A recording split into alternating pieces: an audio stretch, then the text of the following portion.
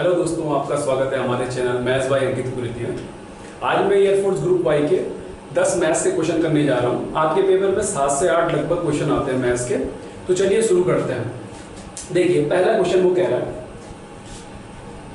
cot theta upon 1 minus sine theta sec theta plus tan theta.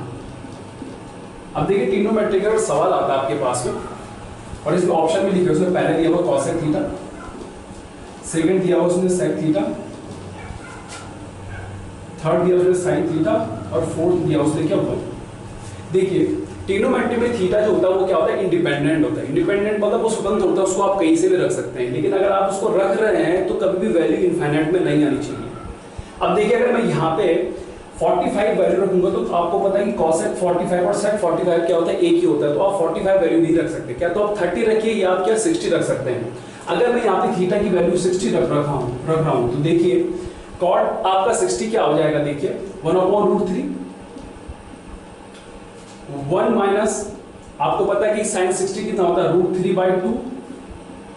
अच्छा sec 60 जो होगा cos 60 का उल्टा होगा, cos 60 का उल्टा मतलब 2 हो जाएगा और tan 60 कितना हो जाएगा, मेरा √3 हो जाएगा। अब मैं बात करूं तो यहाँ पे ऊपर 1/√3 हो गया, ये 2 माइनस √3 हो गया यहाँ पे अपॉन में 2 और ये 2 प्लस का √3 हो गया। a प्लस बी और a माइनस बी होता है आपका a² माइनस b²। तो ऊपर 1 बन जाएगा, ये 2 ऊपर जाके क्या आ जाएगा 2/√3। अब ध्यान से देखिए कि आपको पता है कि cos 60 की वैल्यू क्या होती है 2/√3। तो आपका आंसर क्या हो जाएगा cosec थीटा। तो आपने कुछ नहीं करना, कभी भी आपको ट्रिग्नोमेट्री के सवाल दिए हुए हो तो आप यहाँ पे थीटा की वैल्यू पुट करके आंसर निकाल सकते हैं, लेकिन आपका आंसर इनफाइनाइट में नहीं आना चाहिए।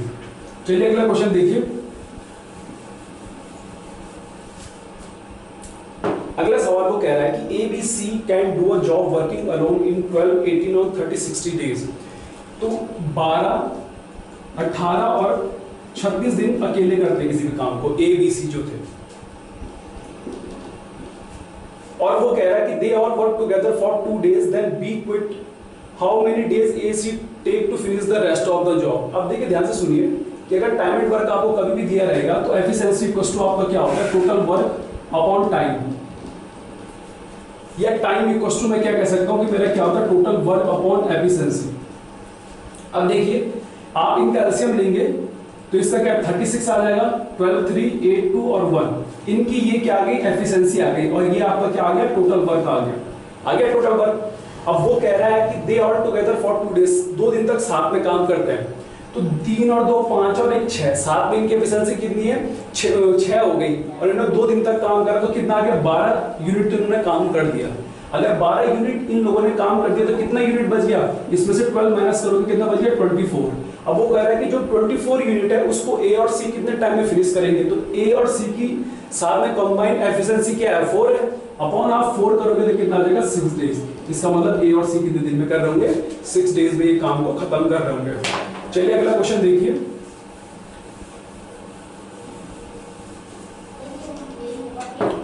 अगला सवाल देखिए हमसे क्या कह रहा, वो कह रहा है a boy went to school at a speed of 12 km/h and returned to his house at a speed of 8 km/h। वो जाता है 12 km/h से और वापस आता है 8 km/h से। If he has taken 50 minutes for the whole journey, वो पूरी होल जर्नी जो उसकी रहती है उसमें 50 मिनट लगाता है। तो हमको डिस्टेंस निकालनी है। अब देखिए डिस्टेंस यहाँ पे इक्वल है, इसका मतलब x डिस्टेंस चलो 12 km/h से प्लस अगली x चला किससे, वो आपकी 8 किलोमीटर और टोटल उसने 50 मिनट लगाए। अब मिनट को किस में आवर में चेंज करना पड़ेगा क्योंकि स्पीड किस में दे रखी है किलोमीटर/आवर में। तो मैं 50 को अगर आवर में चेंज करूं तो 50/60 हो गया मेरा। अब ध्यान से देखिए कि यहाँ पे अगर मैं एलसीएम लूंगा तो 24 मैंने क्या ले लिया, एलसीएम ले लिया। यहाँ पे अगर 12 दूनी तो 2x आ गया और यहाँ पे क्या आ गया 8 या 3x आ गया और इक्वल्स टू क्या 50/60 आ गया। ये 0 से 0 काट दोगे आप लोग, यहाँ पे ऊपर 5x आ जाएगा अपॉन 24 इक्वल्स टू 5 अपॉन क्या आ जाएगा 6 आ जाएगा। ये 5 से 5 कट जाएगा, ये 6 से 4 कट जाएगा। तो x कितना आ गया आपका 4 किलोमीटर। तो इसका मतलब जो डिस्टेंस थी उसने कितने तय कर लिया 4 किलोमीटर। अगला सवाल देखिए। अगला सवाल सीआई का है। देखिए वो कह रहा है कि what is the compound interest on the sum of rupees 10,000 at 14% per annum for 2 5/7 years where the interest is compound yearly. उसने पी आपको दे रखा है, कितना दे रखा है 10,000, और वो कह रहा है कि जो रेट है वो कितना 14% है, और साथ में आपको टाइम भी दे रहा है, कितना दे रहा है 2/5/7 ईयर्स दे रहा है। अब ध्यान से देखेंगे, अगर 2 साल तक मेरा सीआई जो होता है वो क्या लगता है सक्सेसिव लगता है, अगर 2 साल तक लगेगा तो मैं इसमें a + b + ab/100 लगा दूंगा 2 साल के लिए। तो 14 अगर 2 साल के लग रहा है तो 14 + 14 और 14 कितना होता है 196/100, और यहाँ पे कितना आ जाएगा ऊपर 28, जब पॉइंट रखिए प्लस 1.96, मतलब कितना आ जाएगा 29.96। लेकिन अगर मेरा 5/7 भी है, अगर 5/7 है तो इसको मल्टीप्लाई करोगे किससे, रेट से, सॉरी हाँ रेट से, तो 7 2 से कितना आ जाएगा 10% आ जाएगा। तो अगला वाला जो तीसरे साल के रेट था वो 14% ने होकर कितना बन गया 10%, क्योंकि मुझको यहाँ पे उसने क्या कर दिया, टाइम थोड़ा लेस कर दिया, 5/7 कर दिया। इसका मतलब इसमें फिर से 10 लगेगा, फिर से सक्सेसिव लगेगा, तो 29.96 × 10/100 हो गया। अब ध्यान से देखिए, देखो इस 0 से 0 कट के 1 पॉइंट यहाँ पे लग जाएगा, मतलब यहाँ पे क्या जाएगा 2.996 आ जाएगा। तो ये और ये जोड़ोगे आप तो कितना बन जाएगा 39.96 प्लस का 2.996। अब इनको अगर आप ऐड करोगे तो 2.996 हो गया, तो 6599 कितना हो गया आपका यहाँ पे 18 और एक 9 और ये 2 और ये 4, मतलब 42.950। तो अगर आप निकालोगे कि इसका सीआई कितना है तो इसका 42 कितना हो जाएगा 4295, 40% 4000 और 2.95 मतलब कितना देगा 295। तो जो आपको सीआई मिल रहा है वो टोटल कितना मिल रहा है आपको 4295। तो मैंने कुछ नहीं करा, यहाँ पे एक सक्सेसिव का यूज करा कि जब भी आपकी सीआई यूज होती है तो सीआई हमेशा कर्मागल लगती है, कर्मागल बोलो तो सक्सेसिव एक के बाद एक लगती है। चलिए अगला क्वेश्चन देखिए। अगला सवाल वो कह रहा है कि ए और बी की मासिक आय 4:3 के में है, प्रत्येक 600 रुपए बचाता है, यदि उनके खर्चे 3:2 के अनुपात में 3:2 के हैं तो ए का मासिक आय निकालिए। अब ध्यान से देखिए कि मासिक आय जो है ए की और उसकी क्या है, देखिए 4 और 3 है। देखिए अब आपको पता है कि जो आपकी इनकम होती है वो एक्सपेंडिचर प्लस क्या होगी, सेविंग होगी। अब ध्यान से देखिएगा कि वो कितने बचाता है, 600 रुपए बचाता है। तो अगर मैं इनकम में से जो कि 4:3 दे रखी है, मैं उसकी सेविंग माइनस कर दूं जो कि क्या है 600 रुपए प्रत्येक के लिए, तो वो उसकी क्या बन जाएगी, जो उसकी क्या होगी सेविंग होगी, और उसकी सेविंग कितनी है 3:2 है। अब ध्यान से देखिए, इसको क्रॉस मल्टीप्लाई करिए आप, यहां से 8x आ जाएगा प्लस 1200 आ जाएगा माइनस 1200, ये 9x हो जाएगा और ये 1800 हो जाएगा, 1800 हो जाएगा। इसको उधर भेजेंगे उसको उधर भेजेंगे तो ये यहाँ से x आ जाएगा और यहाँ से कितना आ जाएगा 600 आ जाएगा। अब वो हमसे क्या पूछा है कि ए की क्या है, मंथली इनकम क्या है, मंथली इनकम का रेशियो क्या है 4x है, यहाँ से मल्टीप्लाई करोगे x रखोगे वहां पे तो कितना आ जाएगा 2400 आपका क्या आ जाएगा आंसर आ जाएगा। तो अगर आपको ये चीज पता है तो ये चीज निकालने में आपको कोई भी दिक्कत नहीं होगी कि इनकम इक्वल टू जो होता है मेरा वो एक्सपेंडिचर प्लस क्या होता है सेविंग होता है। अगला सवाल देखिए,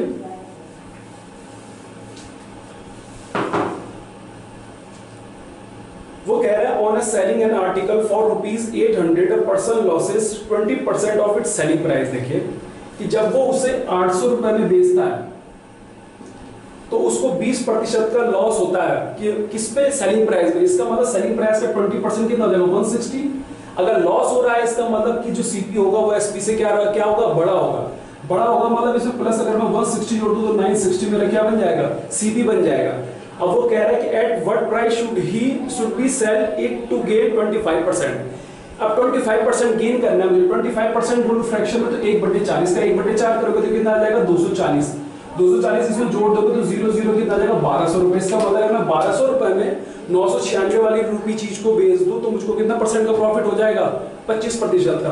तो उसने क्वेश्चन यहाँ पे ये दे रखा था कि जो मुझको 20% का लॉस हो रहा है वो किसको हो रहा है एसपी पे, इसीलिए हमने एसपी पे ऐड करके क्या निकाला सीपी निकाला।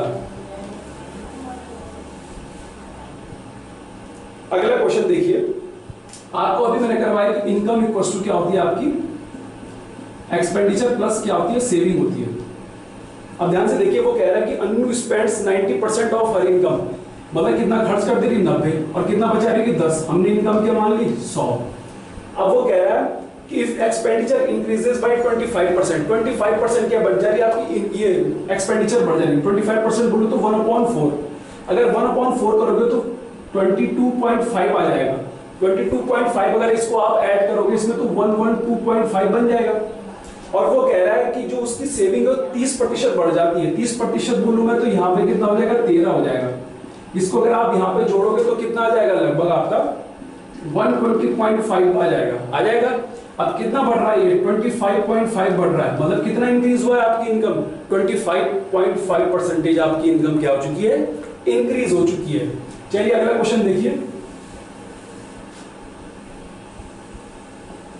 अगला क्वेश्चन मेंसुरेशन से क्या कह रहा है, the length of a rectangular park is 20 metre more than its breadth if the cost of fencing the park at 53 rupees per metre is 21200, then what is the area. देखिए सबसे पहली चीज आपको ये पता होना चाहिए, कॉस्ट इक्वल्स टू क्या होता है, मेरा रेट इनटू एरिया। अब उसने मुझे यहाँ पे कॉस्ट दे रखी है 21200 और रेट भी मुझे कितना दे रखा है, उसने 53 दिया हुआ, मुझे क्या निकालना है, एरिया निकालना है। अब देखिए क्योंकि मैं फेंसिंग कर रहा हूं चारों की तरफ, तो ये एरिया ना होकर के ये क्या बन जाएगा, उसका पेरीमीटर बन जाएगा। क्योंकि अगर आप तारबाड़ कर रहे हैं किसी रेक्टेंगल के चारों तरफ तो उसके पेरीमीटर पे करोगे आप, ना कि उसके पूरे एरिया पे, उसके अंदर के एरिया पे भी। क्योंकि क्वेश्चन में कह रहा हूं कि जो आपने फेंसिंग करी है वो उसके क्या कोनों पे करी है, तो यहाँ पे जो एरिया आपका निकलना वो रेक्टेंगल का एरिया ना होकर बल्कि क्या है, उसका पेरीमीटर है। तो यहाँ से अगर 53 का डिवाइड करोगे तो कितनी बार जाएगा, देखिए 400 हो गया ये, इसका मतलब एरिया कितना आ गया, इसका 400 आ गया। लेकिन ये एरिया की पेरीमीटर है, आपको पता है कि रेक्टेंगल का पेरीमीटर कितना होता है 2l + b, और ये कितना दे रखा है उसने आपको 400 दे रखा है। आप ध्यान से देखिएगा, ये 202 कट गया तो कितना आ जाएगा, यहाँ पे 200 आ गया। तो इसका मतलब लेंथ प्लस ब्रेथ कितनी बन गई आपकी, 200, मतलब लंबाई और जो चौड़ाई का जो समय वो कितना बन गया, 200 बन गया। लेकिन वो कह रहा है कि जो आपकी लेंथ है वो 20 मीटर किससे बड़ी है, आपकी ब्रेथ से। इसका मतलब एल जो है मेरी वो किससे बड़ी है, ब्रेथ से कितनी है, 20 मीटर बड़ी है। अगर आप यहाँ पे वैल्यू रखते हो तो ये क्या बन जाएगा, b + 20 + b = कितना 200, ये 20 इधर जाकर के 180 हो जाएगा, और ये क्या बन जाएगा 2b हो जाएगा। तो b कितना आ गया 90। इसका मतलब अगर ब्रेथ 90 है तो मेरा जो लेंथ होगी वो कितनी बन जाएगी मेरी, 110। और इनका अगर आप मल्टीप्लाई करेंगे, एरिया निकालेंगे तो कितना आ जाएगा, 9900 क्या आ जाएगा आपका, एरिया आ जाएगा। तो कुछ नहीं करना था, बस यहाँ पे एक चीज पहचानी थी कि अगर मैं तारबाड़ कर रहा हूँ तो मैं रेक्टेंगल के चारों तरफ कर रहा हूँ, मतलब उसका एरिया में ऊपर के बल्कि क्या होगा, उसका पेरीमीटर होगा।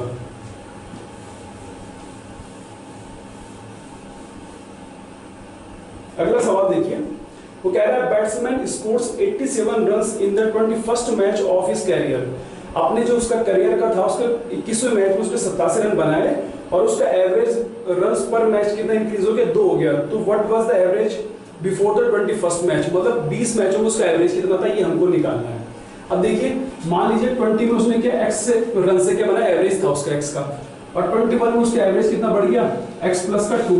कब बढ़ा, जब उसने 87 रन बनाए, कितना इंक्रीज हुआ, +2, ये कितना +1, इसका मल्टीप्लाई यहाँ, इसका मल्टीप्लाई यहाँ करोगे तो x + 2 प्लस कितना आ जाएगा 40 = कितना आ जाएगा 87, और x = क्या आ जाएगा 87 - 42, तो कितना आ जाएगा ये आपका 45 आपका क्या आ जाएगा, आंसर आ जाएगा। एक और तरीके से भी आप इस तरह से भी कर सकते हैं कि देखिए 21 मैच में कि मैं 87 रन बना रहा है और 2 बढ़ रहा है, तो 21 × 2 कितना आ जाएगा 42, और कितने रन मारे थे उसने आपके 21वें मैच में, 87।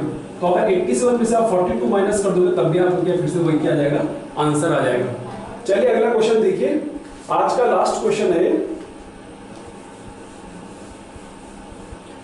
वो क्या है, 8x² + y² माइनस का 12x माइनस का 4xy प्लस का 9 = 0। तो कह रहा है कि 14x माइनस का 5y निकालो। अब ध्यान से देखना मेरी बात को, उम्मीद है आपको a - b का होल स्क्वायर पता होगा, a² + b² माइनस का 2ab होता है। अब ध्यान से देखिए कि यहाँ पे यही चीज बनानी है हम लोगों को। देखो यहाँ पे अगर 4xy है तो मतलब यहाँ पे क्या होगा 2 × 2xy, अगर यहाँ पे 12x है तो यहाँ पे क्या होगा 2 × आपका क्या आ जाएगा 6x हो जाएगा। अब ध्यान से सुनिए, ये 9 है, इस 9 का भी स्क्वायर करोगे तो क्या बन जाएगा 3 का स्क्वायर। अब ध्यान से देखिएगा, 2 तो यहाँ पे है ही है, लेकिन यहाँ पे एक 3 भी है और एक क्या है, यहाँ पे 2x भी है आपके पास में। अब देखना कि मैं क्या कर सकता हूँ, यहाँ पे देखिए ये 8x है, इसको मैं तोड़ के क्या लिख सकता हूँ 4x स्क्वायर प्लस का 4x स्क्वायर। तो सबसे पहले आपका क्या बन गया 2x, तो आपको मिल चुका है। अब 2x के साथ में अगर आपने 3 को भी ऐड कर दिया, मतलब माइनस प्लस का 3 कर दिया, तो गलत हो जाएगा। क्यों गलत हो जाएगा? क्योंकि आपका यहाँ पे साइन किसका, माइनस का है। तो यहाँ पे तो a प्लस बी का अगर होल स्क्वायर बन जाएगा तो यहाँ तो प्लस आना चाहिए था, लेकिन यहाँ पे है क्या माइनस, इसका मतलब उसने -3 दे रखा इसका स्क्वायर। अब अगर आप इसको ओपन करोगे तो ये 4x स्क्वायर मिल जाएगा आपको, प्लस का 9 स्क्वायर मिल जाएगा और माइनस का 12 बच जाएगा, मिल जाएगा। अब आपको क्या बचा हुआ आपके पास में, देखिए एक आपके पास में 4x स्क्वायर बचा हुआ है, एक प्लस का y स्क्वायर बचा हुआ है, और एक क्या बचा हुआ -4xy, और ये वस्तु क्या 0 बच रखा आपके। अब देखिए इनमें अगर मैं लगाऊं तो यहाँ पे क्या बन जाएगा 2x - y का क्या बन गया होल स्क्वायर, और ये वस्तु क्या हो जाएगा 0। तो आपके पास में दो वैल्यू बन गई, एक 2x - 3 बराबर 0 मिल गई, तो 2x बराबर क्या हो जाएगा 3 और x बराबर क्या 3/2 हो गया। यहाँ पे 2x - y इक्वल टू क्या आ जाएगा आपका 0 आ जाएगा, तो 2x बराबर क्या आ जाएगा y आ जाएगा। अगर मैं यहाँ पे x की वैल्यू 3/2 रखूंगा तो y की वैल्यू क्या मिल जाएगी मेरे को 3। अब यहाँ पुट करके देखिए 14 × 3/2 - 5 × 3, 2 से 7 बात 21 और -15 कितना आ जाएगा आपका 6 क्या आ जाएगा, आंसर आ जाएगा। तो कुछ नहीं, कभी भी आपको इस तरीके की क्वेश्चन दे रखी हो तो हमेशा उसमें या तो a - b का होल स्क्वायर बन रहा होगा या a + b का क्या बन रहा होगा, होल स्क्वायर बन रहा होगा। आगे मैं आपको इसी तरीके के क्वेश्चन कराता रहूंगा। थैंक यू, हमारे चैनल सब्सक्राइब करिएगा, धन्यवाद।